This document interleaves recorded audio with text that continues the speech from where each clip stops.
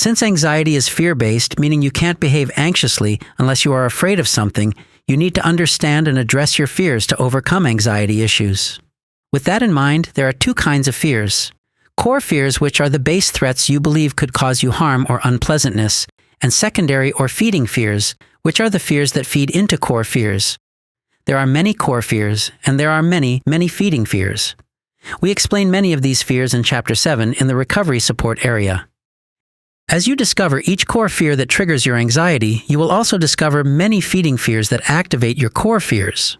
Understanding and addressing these fears is key to overcoming anxiety disorder and attaining lasting success, because the fewer fears you have, the less you'll be anxious. There are many ways to discover your fears. For instance, when you are anxious, ask yourself, what am I most afraid of? The answer to this question can uncover the fears that drive your anxiety. Uncovering your fears might take some practice, but the effort is worth it. Another way to identify fears is to ask yourself, if the worst-case scenario comes true, what is the worst that can happen? Then, why am I afraid of that? Here's an example.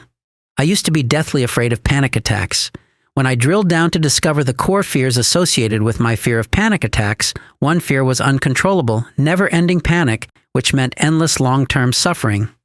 Going a bit deeper, there were other core fears involved, such as loss of control and a ruined life that I couldn't do anything about.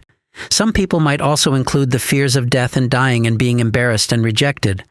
By discovering and addressing my core fears, I was able to overcome my fear of panic attacks, ending my 12-year struggle with panic disorder. Discovering and addressing your core fears is essential to lasting success over anxiety disorder. We'll continue to unpack this in more detail in future videos.